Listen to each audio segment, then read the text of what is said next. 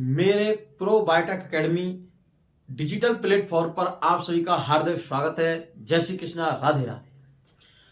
हमारा टॉपिक चल रहा था जनन स्वास्थ्य, रिप्रोडक्टिव हेल्थ। ये टॉपिक हमारा चल रहा था। इसमें हमने जितने जनन स्वास्थ्य संबंधी जीवाणु जनित, विषाणु जनित वायरस के बारे में, बीमारियों के बारे में पढ़ा था। उसके बारे में कुछ गर्भधारण, तो गर्भधारण को रोकने के तरीके, गर्भधारण को रोकना ही क्या कहलाता है? गर्भरोधन। ठीक है, क्योंकि शुक्राणु को अंडकोशिका तक ना मिलने देना। ये सारी चीज हमने पढ़ी थी कल। और कुछ हमने रासायनिक गर्भरोधन को या गर्भधारण को रोकने के तरीके, तो हमने उसमें प्राकृतिक तरीके, यांत्रिक तरीके, रासायनिक तकनीक उसमें हमने समझाई थी। प्राकृतिक तरीके में मैथुन ना करना, क्या नहीं करना? मैथुन क्रिया ना करना। जब कभी हम मैथुन नहीं करते हैं या फिर अंडोत्सर्ग के समय क्या नहीं करना है? मैथुन क्रिया नहीं करनी, अपने आप पर संयम रखना है। क्या रखना है? संयम। अगर रखना है, अगर मैथुन क्रिया करनी है तो फिर हम कॉन्डम का इस्तेमाल करें, निरोध का। ठीक है, जिससे क्या होता है? शुक्राणु उस मतलब कॉन्डम में ही संग्रहित रह जाए, उसको हम नेक्स्ट बाहर भगा सकते हैं। ठीक है, इस प्रकार से। बाकी की फिर हमने नेक्स्ट स्तनपान अनावरता चालू की थी। क्या करती? स्तनपान अनावरता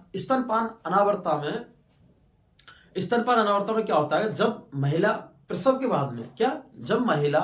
के बाद में स्तनपान कराती है बच्चे को, तो उस समय अंडोत्सर्ग नहीं देखा जाता है। क्या नहीं देखा जाता है? अंडोत्सर्ग नहीं देखा जाता है। तो अंडोत्सर्ग नहीं होगा तो उस समय आर्तव चक्र, जो एमसी पीरियड, वो भी नहीं देखा जाता है। ऐसा कारण क्या है? ऐसा कारण यह है कि प्रोलैक्टिन हार्मोन जो दूध का उत्पादन करता है स्तन ग्रंथियों में, क्या करता है? प्रोलैक्टिन हार्मोन जो दूध क्या करता है? स्त्रावन करता है। वो उसका अधिक स्तर होता है। उसका अधिक स्तर क्या करता है? LH और FSH को संयमित या रोक के रखता है। क्या रखता है? रोक के। जिससे क्या होता है? अंडोत्सर्ग की प्रक्रिया, एमसी पीरियड नहीं आते। ना तो अंडोत्सर्ग होगा, ना एमसी पीरियड प्रक्रिया होगी। ठीक है, ओके। फिर उसके बाद में, और ये प्रक्रिया जो स्तनपान अनावरता है, ये क्या केवल 6 महीने तक ही देखी जा सकती है। सामान्य प्रसव के 6 महीने के बाद तक ही, पश्चात तक, कितने? 6 महीने के पश्चात ही देखी जा सकती है। ठीक है, फिर उसके बाद में यांत्रिक अवरोध आ गए। क्या आ गए? यांत्रिक अवरोध में एक तो आता है कॉन्डम। क्या आता है? कॉन्डम निरोध, जिसको बोलते हैं। ये क्या होता है? शुक्राणु और अंडकोशिका को ना मिलने वाले कुछ युक्तियां, कुछ अवरोध होते हैं। क्या? शुक्राणु को अंडकोशिका तक ना मिलने वाले कुछ अवरोध होते हैं, यांत्रिक अवरोध होते हैं। जैसे हम उदाहरण, शिशन को ढकने वाले कॉन्डम। क्या होता है? शिशन को ढकने वाले कॉन्डम। ये क्या होता है? शिशन को जिस प्रकार से हमारा शिशन है, ये शिशन को एक प्लास्टिक की थैली या मतलब पॉलीथीन जैसा लचीला लेटेक्स का बने हुए एक आवरण रहता है, थैलीनुमा। इसको शिशन पर लगा दिया जाता है। इसके बाद में शिशन उसे ढक जाता है। जब पुरुष मैथुन क्रिया करता है तो जितने उसके क्या करता है? मैथुन क्रिया करता है, तो उसके बाद में उसके स्पर्म इस प्लास्टिक की या फिर मतलब थैली में या फिर कॉन्डम में ही संग्रहित रह जाते हैं, वेजिना में नहीं जाते। जिससे क्या होता है? रोक सकते हैं। कुछ क्या है? शुक्राणु को रोका जा सकता है। ठीक है, क्योंकि हमें गर्भरोधन में एक ही करना है कि शुक्राणु को अंडकोशिका तक नहीं मिलने देना, या फिर अंडोत्सर्ग को उत्पन्न नहीं होने देना। क्या है? अंडोत्सर्ग को उत्पन्न नहीं, या अंडोत्सर्ग नहीं होने देना। क्या है? अंडोत्सर्ग को रोकना। क्या रोकना? अंडोत्सर्ग को रोकना। दो चीजें, या पहला तो है शुक्राणु को अंडकोशिका से नहीं मिलने देना। क्या देना? शुक्राणु को अंडकोशिका से नहीं मिलने देना। ठीक है, दूसरा है हमारा, क्या है? दूसरा हमारा है कि अंडोत्सर्ग नहीं होने देना। क्या देना? अंडोत्सर्ग नहीं होने देना। तो पहला होगा शिशन को ढकने वाले कॉन्डम। कुछ क्या है? मादा को योनि में रखने वाले कुछ सर्वाइकल कैप आती हैं। क्या आती हैं? मादा को योनि में रखने वाली कुछ सर्वाइकल कैप आती हैं, जैसे उनको बाल्ट, डायफ्राम, योनि कॉन्डम, इस प्रकार से नामों से इनको जानते हैं। ठीक है, फिर उसके बाद में हम कुछ तकनीकें देखते हैं, कुछ रासायनिक तरीके हैं। इसमें क्या करते हैं? मादा में अंड को नहीं बनने देना। इसमें कुछ दवाइयां व इंजेक्शन का उपयोग लेते हैं। क्या लेते हैं? इसमें कुछ दवाइयां व इंजेक्शन आदि का उपयोग लेते हैं। ये इंजेक्शन और ये दवाइयां क्या करती है? हार्मोन के परिवर्तन, हार्मोन में परिवर्तन हो जाता है। क्या होता है? हार्मोन के परिवर्तन में, हार्मोन में परिवर्तन हो जाता है या फिर परिवर्तन को रोकती है। ठीक है, जैसे एमसी पीरियड हर महीने चालू होता है, हर महीने। तो एस्ट्रोजन और प्रोजेस्टेरोन दोनों हार्मोन होते हैं, इस्तेमाल उनका होता है, किसका? एस्ट्रोजन और प्रोजेस्टेरोन का। ठीक है, तो ये क्या, उनके हार्मोन को परिवर्तन चेंज कर देती है, जिससे ना तो उनका एमसी पीरियड चालू होगा। ठीक है, इनका विपरीत प्रभाव भी हो सकता है, अगर इनका कभी कभी क्या साइड इफेक्ट, कुछ मेडिसिन या फिर कुछ इंजेक्शन होते हैं, कुछ टैबलेट होती है, इनका साइड इफेक्ट भी हो सकता है। इनका विपरीत प्रभाव भी हो सकता है। क्या विपरीत प्रभाव हो सकता है? कि अंड का निर्माण हमेशा के लिए बंद हो सकता है, या अंड का निर्माण हमेशा के लिए, अंड का निर्माण नहीं हो सकता हमेशा के लिए, हो सकता है, लेकिन कुछ साइड इफेक्ट कुछ होते हैं, हद तक होते हैं। इनको अगर लेना है तो डॉक्टर की सलाह से लेना चाहिए। ठीक है, तो उदाहरण के लिए जैसे हमारी टैबलेट चलती है मालाडी, क्या चलती है? मालाडी। बी गैप, क्या चलते हैं? बी गैप चलती है। ठीक है, छाया गोली, छाया गोली। ठीक है, सच्ची सहेली, ये टैबलेट है सच्ची सहेली। दूसरी है एनवाइटेड 72, ये एनवाइटेड 72 टैबलेट है। क्या है? एनवाइटेड 72 टैबलेट है ये। तो इस प्रकार से कुछ टैबलेट चलती हैं। एक डीएमपी इंजेक्शन चलते हैं, क्या चलते हैं? दूसरे डीएएमपी, ये इंजेक्शन चलते हैं।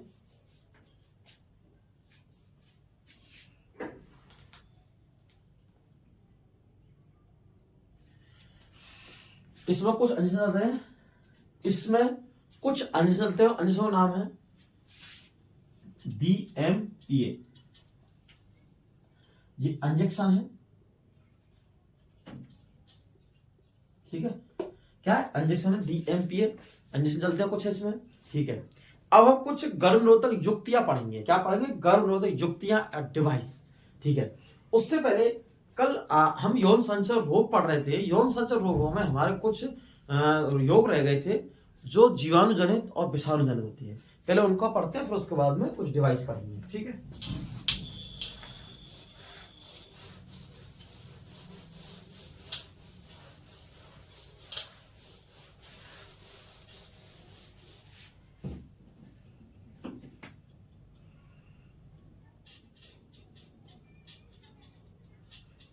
यौन संचरण रोग, इनको बोलते हैं STD, disease, sexual transmitted disease रोग।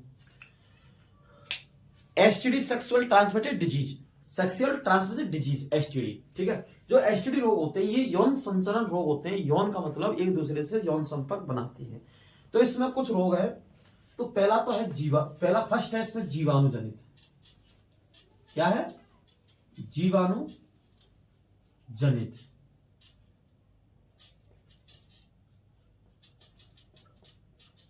जीवाणु जनित रोग है ये। क्या है? जीवाणु जनित। तो इसमें जीवाणु जनित में है गोनेरिया एक, तो दूसरा है सिफिलिस, गोनेरिया, सिफिलिस। क्या है? अगर क्वेश्चन बनता है जीवाणु जनित रोग कौन सा है, गोनेरिया और सिफिलिस। क्या है? गोनेरिया और सिफिलिस। पहला तो है गोनेरिया, दूसरा है सिफिलिस। क्या है? सिफिलिस। ठीक है, दूसरा विषाणु जनित रोग, मतलब वायरस और बैक्टीरिया। ठीक है, ये वायरस। वायरस में है मस्सा, जिसको पाइल्स वगैरह बोल सकते हैं। दूसरा एचआईवी और दूसरा एक और है एड्स। ये रोग है। ये कैसे है? विषाणु जनित रोग। ठीक है, तो दो क्वेश्चन इसमें से बनते हैं। यौन संचर रोग कौन कौन से हैं? यौन संचर रोग जीवाणु जनित रोग भी होते हैं और विषाणु जनित भी रोग होते हैं। कैसे होते हैं? जीवाणु जनित रोग भी होते हैं और विषाणु जनित भी रोग होते हैं। विषाणु जनित, जीवाणु जनित रोग में है गोनेरिया, इनको सीधा याद रखना है बस। क्या है? Gonorrhoea, syphilis. क्या है? गोनेरिया और सिफिलिस। विषाणु जनित रोग में मतलब वायरस जनित, वायरस में मस्सा, एचआईवी और एड्स, एचआईवी और एड्स, एचआईवी और एड्स। ठीक है, ये ठीक है। तो फिर कुछ डिवाइस पढ़ेंगे हम। आईयूसीडी, आईयूसीडी ये डिवाइस है। आईयूसीडी, आईयूसीडी में एक क्या कॉपर लेते हैं। क्या लेते हैं? कॉपर। इसमें चलती है कॉपर टी। ये कॉपर टी कॉपर क्या है, कॉपर की बनी एक टी आकार की लूप है। क्या है, कॉपर की बनी हुई टी आकार की लूप है। इसको क्या है, गर्भाशय में स्थापित कर देते हैं। क्या करते हैं, गर्भाशय में स्थापित देते हैं। इसमें से Cu2 प्लस आयन क्या होते हैं, Cu2 प्लस आयन ये इससे निकलते रहते हैं। क्या निकलते हैं, Cu2 प्लस आयन इससे निकलते रहते हैं। किससे, कॉपर टी से। और ये Cu2 प्लस आयन क्या करते हैं, शुक्राणुओं को नष्ट कर देते हैं। किस करते हैं, शुक्राणुओं को नष्ट कर देते हैं। क्या करते हैं, शुक्राणुओं को नष्ट कर देते हैं। ये क्या है, कॉपर टी है, शुक्राणु क्या कर देते हैं, नष्ट कर देती है। क्या कर देती है, नष्ट। और इसको गर्भाशय में स्थापित करते हैं। जैसे आपको डायग्राम समझाए हम कॉपर टी को।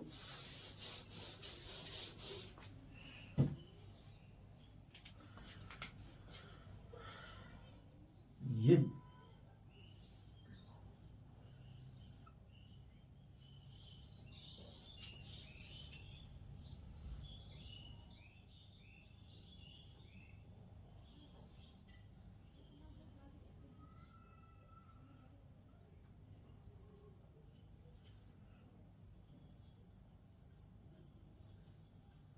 इस प्रकार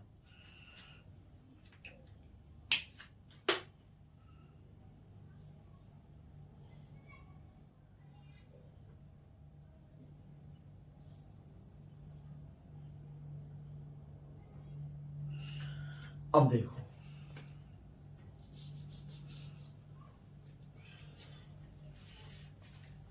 ये हमारा नरजनन व मादाजनन अंग है, तो इसको योनि बोलते हैं। ठीक है, योनि भाग कैसा है, योनि चेंज कर लेते हैं जिससे ये क्या, गर्भाशय है, यूट्रस। ठीक है, अब होता क्या है, इन अंडाणुओं, ये अंडाशय से क्या बनते हैं, अंडाणु। इनसे अंडाशय है, क्या है, अंडाशय।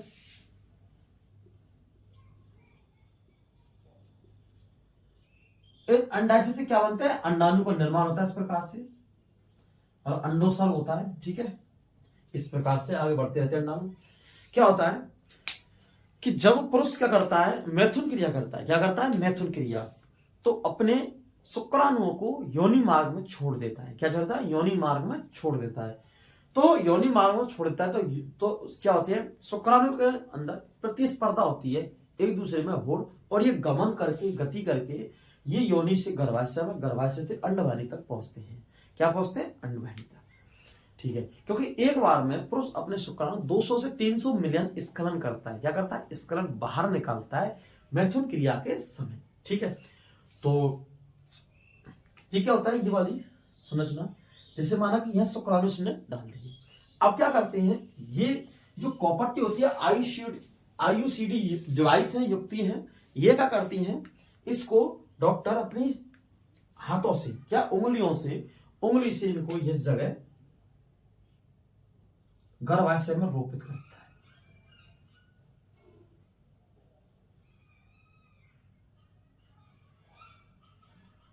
इस प्रकार से, और इसमें कोई बारीक धागेनुमा संरचना रहती है इस प्रकार से, ऐसे। ठीक है, ये तो डॉक्टर ने क्या किया, जिस गायनो डॉक्टर होते हैं उन्होंने क्या किया कि इस आईयूसीडी डिवाइस को, कॉपर टी को, इसको क्या कर दिया, गर्भाशय में रोपित कर दिया। क्या कर दिया, गर्भाशय में रोपित कर दिया। क्वेश्चन बनता है, कॉपर टी को स्थापित करते हैं तो कुछ बात सोचते हैं योनि में, योनि में नहीं, बेजिना में नहीं, क्योंकि बेजिना का तो सा क्षेत्र है थोड़ा सा, इसमें नहीं, इसमें तो खाली मैथुन क्रिया होती है। ये गर्भाशय में इसको रोपित करते हैं। क्या करते हैं, गर्भाशय में। अब गर्भाशय में इसको रोपित करते हैं, किसको, कॉपर टी को। तो क्या करते हैं, इसमें से Cu2 प्लस आयन निकलते हैं। क्या निकलते हैं, Cu2 प्लस आयन, ये ऐसे।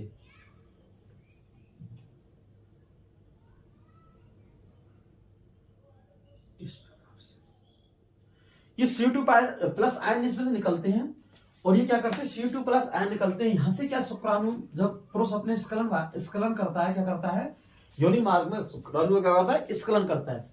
तो यहां से शुक्राणु से गमन करते हैं गर्भाशय की ओर। आप लोगों को देखा है निश्चित की प्रक्रिया में।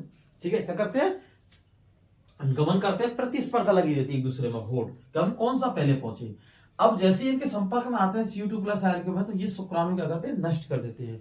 क्या करता है, नष्ट कर देती है। कौन, कॉपर टी, क्योंकि Cu2 प्लस आयन है, ये शुक्राणु क्या करता है, भक्षण करता है। इसलिए इस कॉपर टी का उपयोग गर्भ रोधन को से बचने के लिए, क्या, गर्भ रोधन से बचने के लिए, जिससे क्या है, दो बच्चों के बीच समांतरण हो या अनचाहे यौन संपर्क से बचा जा सके। ठीक है, तो इस प्रकार तो ये क्या, शुक्राणुओं को ये नष्ट, भक्षण करता है। क्या करता है, भक्षण मतलब उसको खा जाता है, नष्ट कर देता है। कौन, Cu2 प्लस आयन शुक्राणु को। तो शुक्राणु नष्ट हो जाएंगे, शुक्राणु आगे नहीं बढ़ पाएंगे, डैमेज हो जाएंगे। क्या होंगे, डैमेज, मर जाएंगे। और मरे हुए शुक्राणु क्या कहते हैं, मृत शुक्राणु को नेक्रोस्पर्मिया, क्या कहते हैं, नेक्रोस्पर्मिया। नेक्रोस्पर्मिया घटना होगी तो उसके बाद में अंडाणु तक नहीं पहुंचाएगा। फिर उसके बाद में अंडाशय से अंडाणु का निर्माण तो होगा, क्या, अंडाशय से अंडाणु निर्माण तो होगा। उसके बाद में ये फटेगा, फटने के बाद में ये इसकी जो गर्भाशय की भित्ति है, जो अंडाणु को अपने आप को रोपित रखने के लिए बनाती है, स्पंजी मासल, किसके लिए, जो अंडाणु को रखने के लिए अपने आप को तैयार करती है, गर्भाशय की भित्ति एंड्रोमेट्रियम, ये धीरे धीरे मासल स्पंजी होती है, सिलिस्मा के साथ में कट के बाहर आ जाती है। तो कट के ब्लीडिंग के जरिए में इस प्रक्रिया चलती रहती है और ये इस तरह रहती है। ठीक है, ये होगी कॉपर टी। तो कॉपर टी क्या है, लिखते इसमें, ठीक है, डायग्राम में रख कर रहा हूं।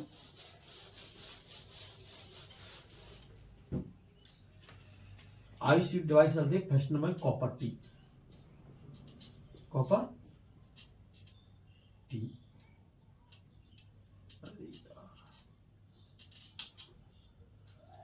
Copper T. इसमें यह एक कॉपर धातु की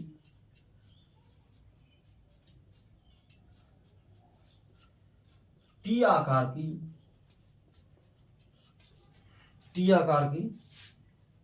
या टी आकार की लूप होती है, लूप होती है, जिसको या फिर जिसको मतलब किसको मतलब कॉपर टी को, जिसको हम नहीं, जिसको डॉक्टर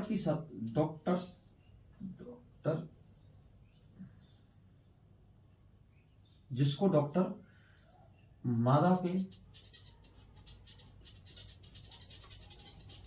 गर्भाशय मतलब यूट्रस, क्या है, यूट्रस, गर्भाशय में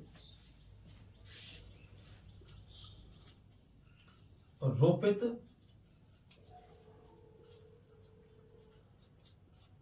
कर देता है, जिसको डॉक्टर मादा के गर्भाशय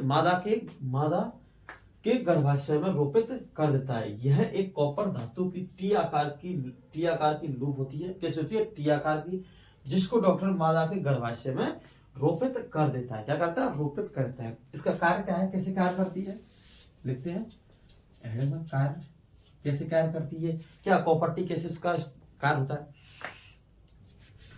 तो कॉपर टी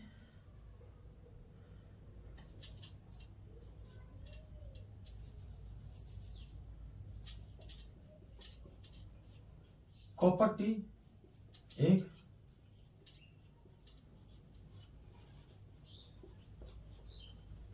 कॉपर धातु की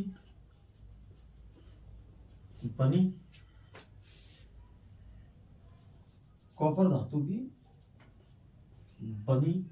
होती है। क्या होगा, कॉपर टी एक कॉपर धातु की बनी होती है, जिसमें से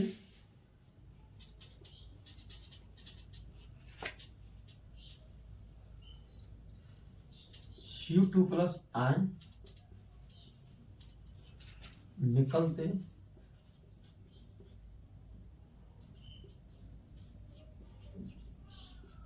रहते हैं, जिसमें से Cu2 प्लस आयन निकलते रहते हैं, जिसमें से Cu2 प्लस आयन निकलते रहते हैं, जिसमें से Cu2 प्लस आयन निकलते रहते हैं। क्या करते हैं, निकलते रहते हैं, कितने, Cu2 प्लस आयन निकलते रहते हैं, जिसमें से Cu2 प्लस आयन निकलते रहते हैं। क्या करते हैं, Cu2 प्लस आयन निकलते रहते हैं। ठीक है, ये Cu2 प्लस आयन शुक्राणुओं का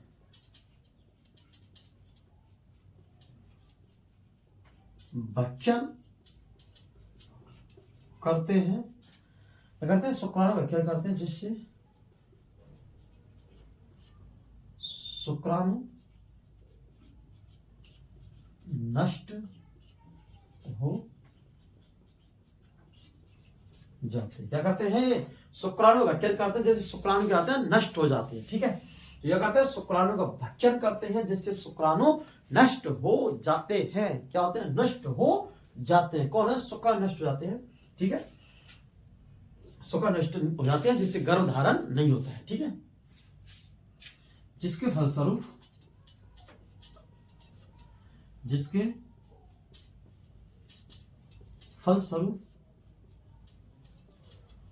गर्भ धारण नहीं होता है। ये हो गया, दैट क्लियर्स। तो ये हमारा हो गया कॉपर टी, आयुषी युक्ति डिवाइस है। कॉपर टी होती है, यह कॉपर धातु की टी आकार की लूप होती है। कैसी होती है, टी आकार की लूप होती है जिसको डॉक्टर मादा के गर्भाशय में रोपित कर देता है। अगर कॉपर टी एक कॉपर धातु की बनी होती है। कॉपर टी क्या है, कॉपर धातु की बनी होती है जिसमें से CO2 प्लस आयन निकलते रहते हैं। क्या करते हैं, जिसमें से CO2 प्लस आयन निकलते रहते हैं। ये CO2 प्लस आयन शुक्राणु भक्षण करते हैं। ये CO2 प्लस आयन शुक्राणुओं क्या करते हैं, शुक्राणुओं का ऐसे देखो, शुक्राणुओं का कभी कभी क्या है, कोई लाभ रह जाती है। शुक्राणुओं का भक्षण करते हैं जिससे शुक्राणु नष्ट हो जाते हैं। क्या होते हैं, जिससे शुक्राणु नष्ट हो जाते हैं, जिसके फलस्वरूप गर्भधारण नहीं होता है।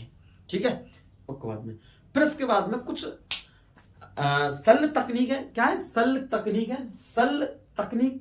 ठीक है, लेते हैं नेक्स्ट।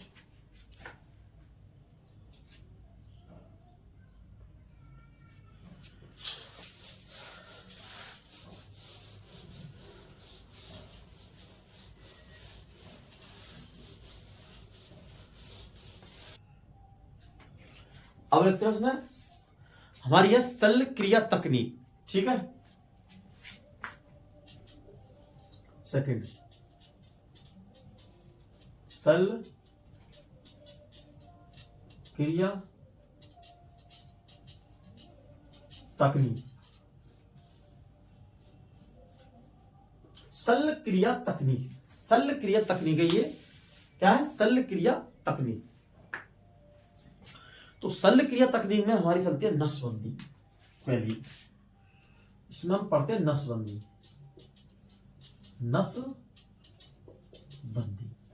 नसबंदी दो प्रकार की होती है, बेसिक्टॉमी और ट्यूबेक्टॉमी। क्या होती है, बेसिक्टॉमी और ट्यूबेक्टॉमी। तो पहले हम पढ़ेंगे बेसिक्टॉमी, फर्स्ट नंबर। ठीक है, इसमें नसबंदी में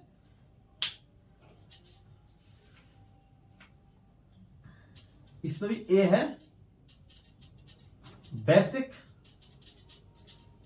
टॉमी। इसे कहते हैं पुरुष नसबंदी। दूसरा नाम है इसका पुरुष नसबंदी। ठीक है, बेसिक टॉमी को कह सकते हैं पुरुष नसबंदी। क्या कहते हैं, पुरुष नसबंदी। ये अब क्या है, ये पुरुष नसबंदी। पुरुष नसबंदी में होता क्या है, क्या होता है पुरुष नसबंदी में, आपको डायग्राम समझाते बिल्कुल। थोड़ा सा रफ कर रहा हूं इसको।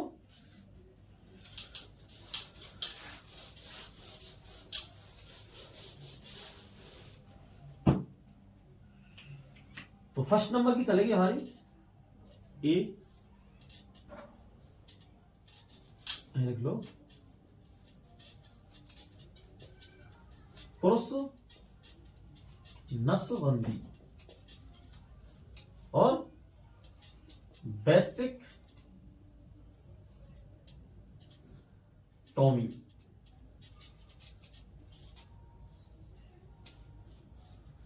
ठीक है, पुरुष नसबंदी बेसिक टॉमी, ये चलेगी हमारी। ठीक है,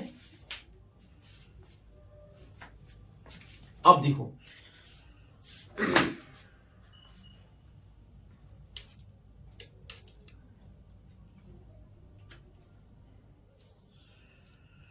बेसिक टॉपिक चलेगी हमारी पुरुष नसबंदी। पुरुष नसबंदी में क्या होता है, शुक्र वाहिका को काटकर उसको अवरोध कर देते हैं। क्या करते हैं, अवरोध। जिससे क्या होता है, शुक्राणु का निर्माण वृषण में तो होता है, लेकिन ये आगे बढ़ नहीं सकते। ठीक है, तो देखो मैंने आपके लिए वो पढ़ाया है, नर जनन तंत्र है डायग्राम। इसको दोबारा से बनाते हैं इस तरीका से, और ये इस तरीका से। इस बार थोड़ा कच्चा डायग्राम बना रहे हैं, लेकिन ऐसा नहीं है कि डायग्राम देखो, क्योंकि हमें सिर्फ क्या नसबंदी के बारे में पढ़ना है, देखना है इसमें।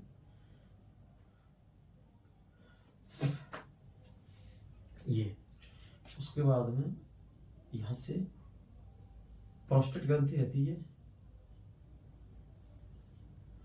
ठीक है, अब देखो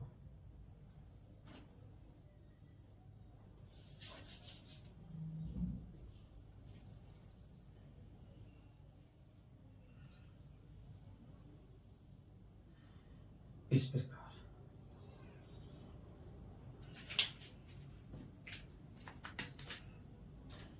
जी क्या हमारे ब्रेसन टेस्टिस, क्या है ये, टेस्टिस।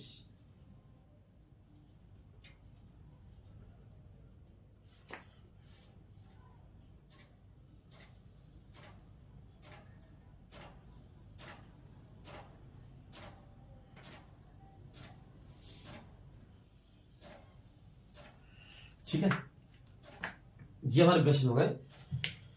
बस थोड़ा सा हम समझ लें, पुरुष नसबंदी क्या कहते हैं, पुरुष नसबंदी, पुरुष क्या है, नसबंदी।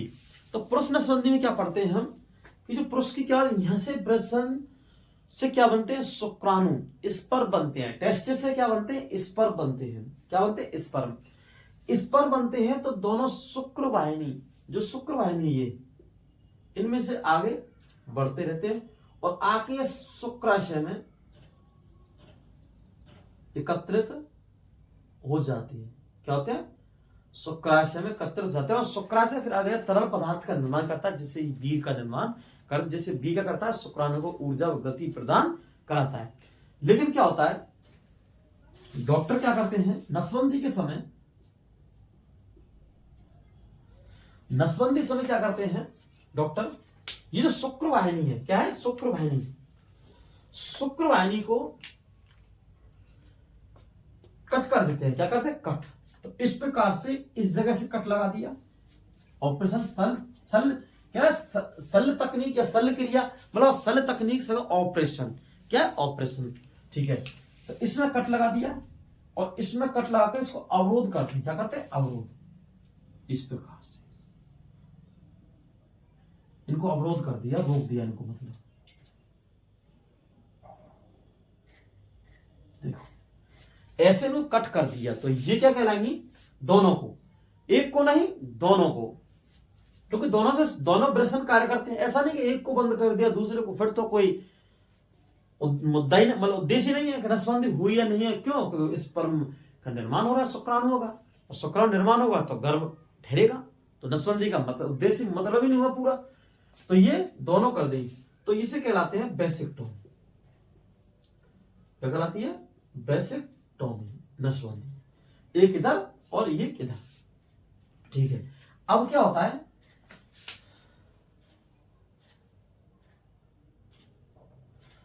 जब पुरुष क्या करता है, मैथुन क्रिया करता है। क्या करता है, मैथुन क्रिया करता है। तो मैथुन क्रिया के समय ब्रशन से क्या, ब्रशन से शुक्राणुओं का निर्माण होता है। क्या होता है, ब्रशन से शुक्राणुओं का निर्माण होता है। और जब ब्रशन से शुक्राणुओं का निर्माण होगा, तो देखो ब्रशन से शुक्राणु निर्माण हो रहा है, ये शुक्राणु निर्माण हो गया इस प्रकार। जैसे ब्रशन से शुक्राणु निर्माण होगा, लगा इनको कि हमारा आगे का रास्ता नहीं है, क्योंकि आगे का रास्ता रोक दिया है। क्या कर दिया, रोक दिया है। फिर शुक्राणु यहीं पर ही रुक जाएंगे, कुछ देर बाद मृत हो जाएंगे। क्या में मृत हो जाएंगे, नेक्रोस्पर्मिया कंडीशन बन जाएगी। ठीक है, तो इसे कहते हैं बेसिक्टोमी। ठीक है, आया समझ में, किसको, नसबंदी किसको रोक देती है। अब देखो अब इसमें क्वेश्चन बनता है, क्या सर नस वैसेक्टोमी के समय अगर वैसेक्टोमी किसी पुरुष में हो रही है तो क्या इसके अंदर सीमन या वीर का निर्माण होगा या नहीं होगा? मतलब वीर का निर्माण होगा, लेकिन वीर में क्या नहीं मिलेंगे? शुक्राणु, क्योंकि वीर का निर्माण शुक्राशय पृष्ठ ग्रंथियों से बनता है। शुक्राशय तरल पदार्थ का निर्माण करते हैं पृष्ठ ग्रंथियां, इनसे होता है वीर का निर्माण, लेकिन शुक्राणु का निर्माण नहीं होगा। ठीक है, क्योंकि शुक्राणु क्या होंगे इसी जगह। और सुनो दूसरी, शुक्राणु का निर्माण भी होगा। क्या होगा? शुक्राणु का निर्माण भी होगा, लेकिन वीर में शुक्राणु नहीं मिलेंगे। क्यों? क्योंकि इनके शुक्र वाहिका को क्या कर दिया? अवरोध ही है, उनको रोक दिया है। ठीक है, तो इसलिए इसको पुरुष संबंधी वैसेक्टोमी। ठीक है, समझ गए? अब इसमें लिखते हैं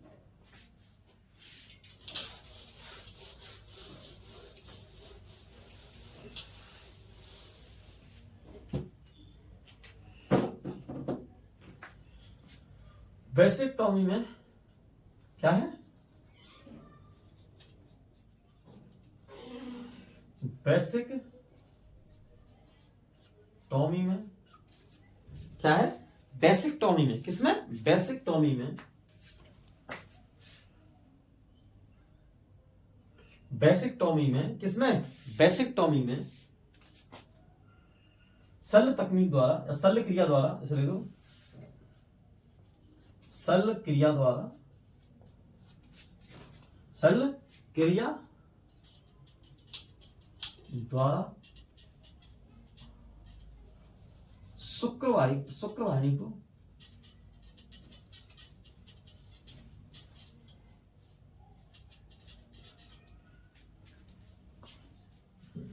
शुक्रवाहिनी को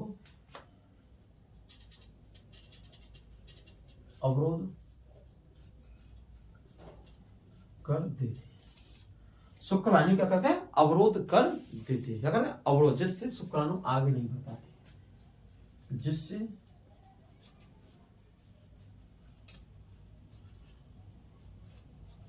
शुक्राणु आगे नहीं बढ़ पाते,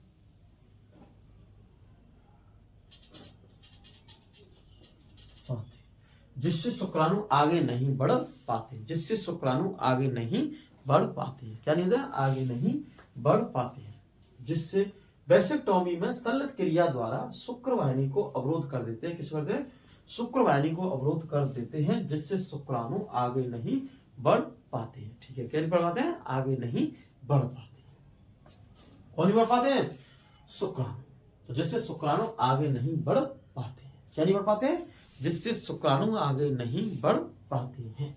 ठीक है, ये हो गया।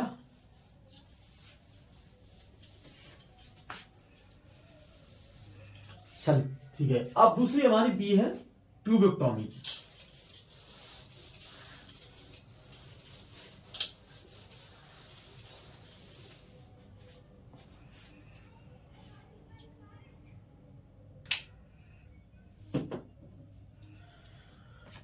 अब बी नंबर की हमारी है ट्यूबेक्टोमी।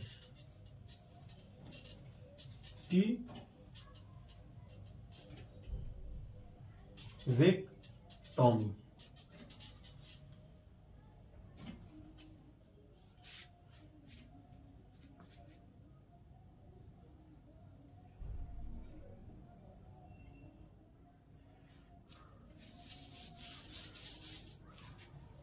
अब हम बी पढ़ेंगे ट्यूबेक्टोमी या महिला नसबंदी है। सेकंड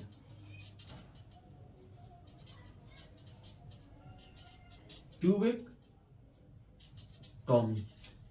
इसका सेकंड नाम यह महिला नसबंदी, महिला नसबंदी। ठीक है,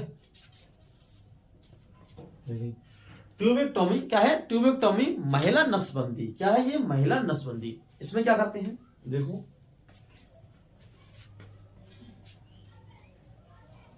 ये क्या हमारा मर्दनन तंत्र चित्र,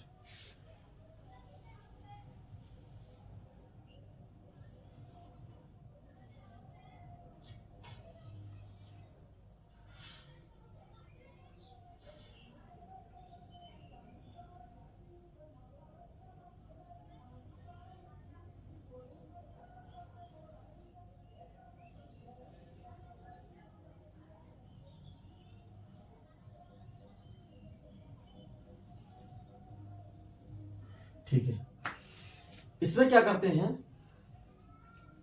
ये क्या है, अंडाशय। अब अंडाशय, ठीक है, ये क्या है, इसको बोलते हैं हम अंडवाहिनी। क्या बोलते हैं इसको हम, अंडवाहिनी। ये हमारा गर्भाशय है, हमारा मतलब मादा का, ठीक है, गर्भाशय।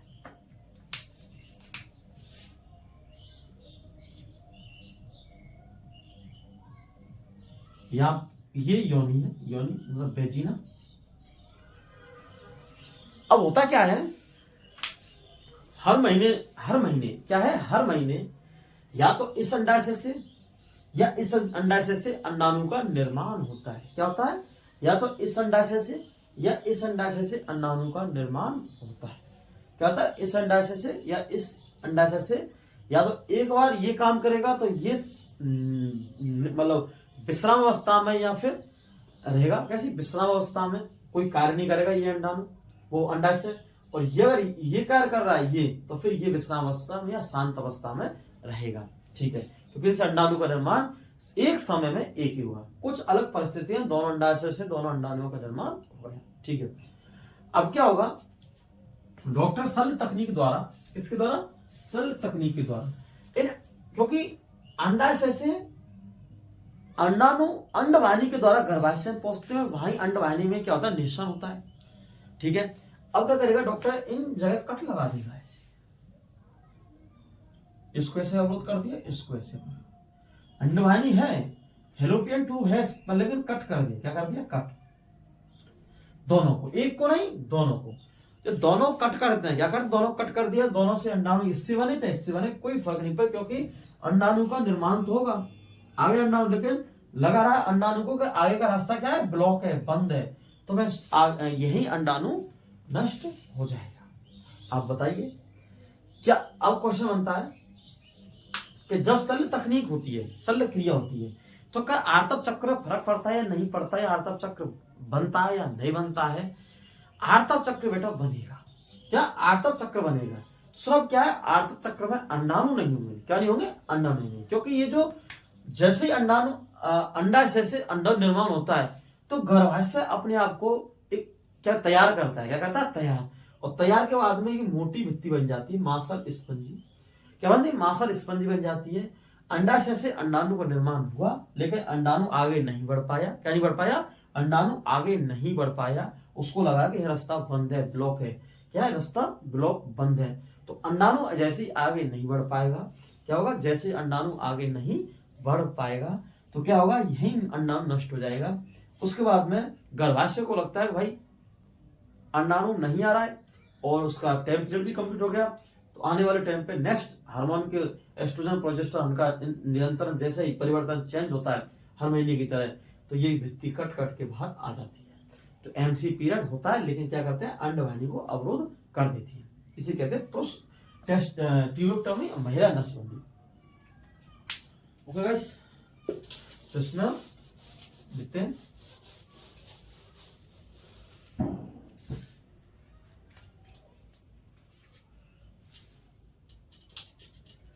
महिला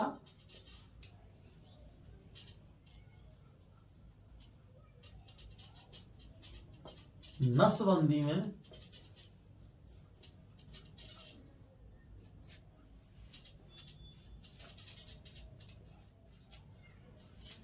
अंडवाहिनी को, महिला नसबंदी में क्या कहते हैं, महिला नसबंदी में अंडवाहिनी को, क्या महिला नसबंदी में अंडवाहिनी को शल्य क्रिया द्वारा, शल्य क्रिया द्वारा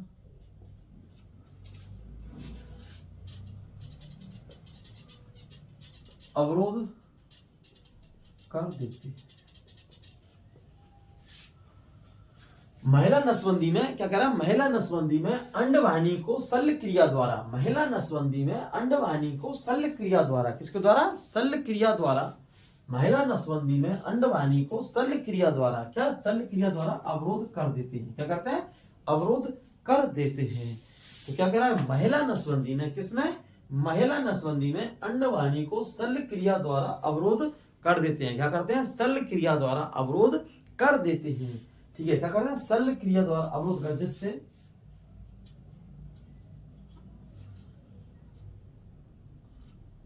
अंडाणु का, अंडा ऐसे रखो, जिससे अंडाशय से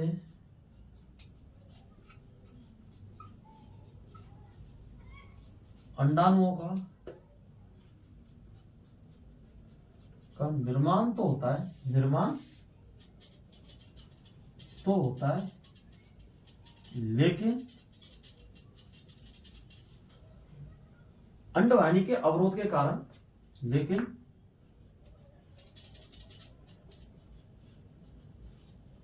अंडवाहिनी के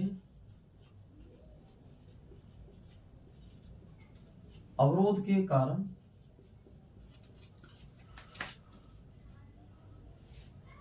अंडाणु आगे नहीं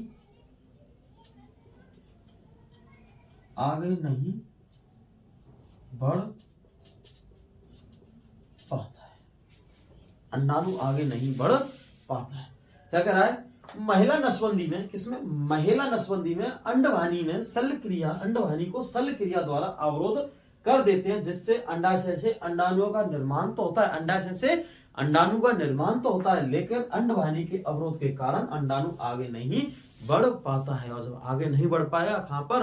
अंडवाहिनी में, तो निषेचन की प्रक्रिया, फर्टिलाइजेशन की प्रक्रिया नहीं होगी, निषेचन नहीं होगा, फर्टिलाइजेशन नहीं होगा, और जब फर्टिलाइजेशन होगा तो गर्भधारण नहीं होगा।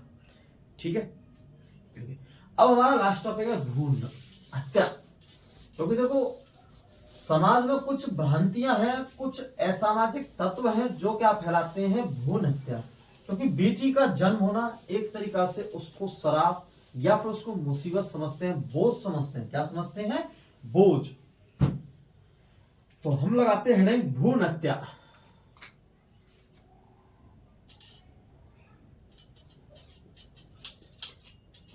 भ्रूण हत्या।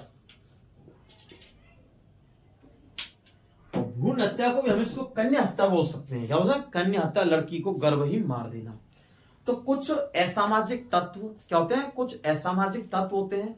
कुछ लोगों की सोच नकारात्मक एंड पॉजिटिव, मतलब नकारात्मक होती है। कैसी होती है? नकारात्मक सोच होती है, नेगेटिव सोच। कुछ लोग लड़कियों को बोझ समझते हैं। क्या समझते हैं? बोझ समझते हैं कि इनका हम कैसे इनका बोझ उठाएंगे, किस तरीका से इनकी शादी ब्याह में या फिर उनकी मैरिज में, या फिर उनको हम कितना पैसा खर्च कैसे उठा पाएंगे। इस तरीका से कुछ इनको पराया धन समझते हैं। क्या समझते हैं? पराया धन। कि हम इनको पढ़ाएंगे, हम इनको शिक्षा दिलाएंगे, हम इनको खाना पीना लालन पालन करेंगे, इनका रेख देख करेंगे, लेकिन ये दूसरे के घर चल जाएगी, हमारे घर नहीं रहेगी। इसलिए बेटी को क्या समझते हैं? पराया धन। और बेटे को क्या समझते हैं? अपना धन। क्योंकि जिसको हम खिलाएंगे, शिक्षा दिलाएंगे, वो यहीं का यहीं रहेगा। एक सामान्य भाषा में मैंने आपको बताने का प्रयास किया है कि बेटी का शब्द है पराया धन। क्या समझते हैं? पराया धन। कुछ असामाजिक तत्व होते हैं। क्या होते हैं? कुछ सामाजिक तत्व होते हैं जो बेटी को यह समझते हैं कि बेटी का जन्म होना हमारे घर का क्या है? विनाश है, क्योंकि विनाश की ओर है। लेकिन अक्सर ऐसा नहीं होता है, क्योंकि हमारा जो समाज है, क्या है? समाज ये दो पहलुओं की तरह है। लड़का और लड़की या महिला पुरुष दोनों पे चलता है। इनकी समानता होना बहुत जरूरी, इनका संतुलन होना बहुत समाज के लिए बहुत आवश्यक है। क्या है? बहुत आवश्यक है समाज के लिए। अगर समाज के लिए पुरुष हैं या पुरुष तो हैं लेकिन महिला नहीं है, तो आगे की जनसंख्या, आगे का विकास कैसे बढ़ेगा? पॉपुलेशन। ठीक है, पॉपुलेशन बढ़ना ये नहीं है मेरा मतलब कि पॉपुलेशन को बढ़ाना है। मेरा मतलब है कि जनसंख्या का अस्तित्व बनाए रखना, अपने सजीव का गुण होता है नहीं, अपने स्थायित्व को बनाए रखना। ये नहीं है मेरा जनसंख्या का बढ़ाने का मतलब कि जनसंख्या बढ़ती जाए, बढ़ाओ जनसंख्या को, ये नहीं है। क्या है? पॉपुलेशन को, अपने स्थायित्व को बनाए रखना। तो दोनों के लिए है। तो क्या करते हैं? कुछ लोग सोनोग्राफी के जरिए, डॉक्टर के जरिए कुछ लोग भ्रूण का ही गर्भ में परीक्षण करवा लेते हैं, जिससे पता लग जाता है लिंग परीक्षण। क्या है लिंग परीक्षण? तो भ्रूण को ही उस गर्भाशय में मार देती हैं, क्या करते हैं, या उसको गिरा देते हैं, निकाल देते हैं। ठीक है, तो ये कहलाती है भ्रूण हत्या। ठीक है, तो कैसे है भ्रूण हत्या?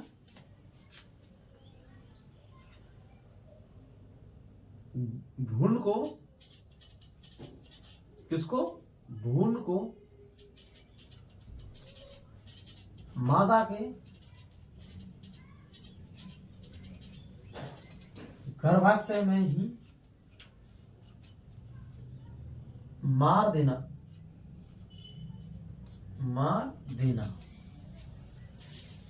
भ्रूण हत्या कहलाती है। मादा को भ्रूण को मादा के गर्भाशय में ही मार देना, भ्रूण को मादा के गर्भाशय में ही मार देना भ्रूण हत्या कहलाती है। ठीक है, इसको भ्रूण हत्या को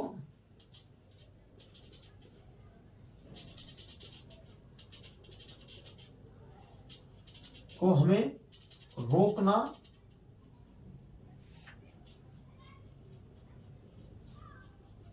चाहिए। भ्रूण हत्या को हमें रोकना चाहिए, क्योंकि यह एक स्वस्थ समाज के लिए, क्योंकि यह एक स्वस्थ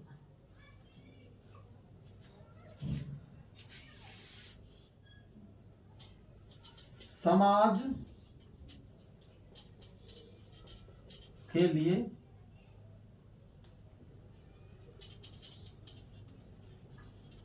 आवश्यक है, क्योंकि यह एक स्वस्थ समाज के लिए आवश्यक है। ठीक है, इसका संतुलन, ठीक है, क्या है इसका संतुलन?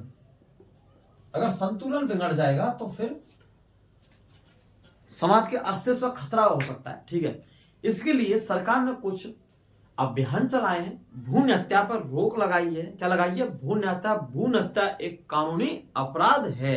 क्या है? भ्रूण हत्या एक कानूनी अपराध है। इस प्रकार सरकार ने रोक लगाई है। दूसरा, बेटी पढ़ाओ बेटी बचाओ अभियान चलाए हैं, राष्ट्रीय बालिका योजना चलाई है, काफी जगह की एजुकेशन योजना चलाई है, जितनी काफी सारी योजना, बहुत सारी सरकार ने योजना चलाई है, क्योंकि बेटियों को हमें सुरक्षित रखना है। लेकिन कुछ दरिंदे, कुछ पापी लोग होते हैं जो बेटियों क्या करते हैं, भ्रूण गर्भाशय में ही मार देते हैं परीक्षण के द्वारा। हमें सोनोग्राफी एक तकनीक यूज ली थी वैज्ञानिकों ने, उसका इस्तेमाल गलत ढंग से लेते हैं लोग, उसका इस्तेमाल सही ढंग से कम लेते हैं। उसका इस्तेमाल इस तरीका से लें कि हम गर्भ को, हम किसी बीमारी को हम गर्भ बच्चे के जान सकते हैं, जिससे उस गर्भ में उसका इलाज कर सकते हैं। लेकिन उसमें लिंग का परीक्षण करने लग चुके हैं लोग, इसको हमें रोकना होगा। और यह हम एक का काम नहीं है, हर समाज के, हर व्यक्ति का, हर का एक जिम्मेदार नागरिक होने के वास्ते, भारत का, देश का जिम्मेदार नागरिक होने के वास्ते इसको हमें रोकना चाहिए। ठीक है, फिर मिलते हैं हम कल नेक्स्ट वीडियो में।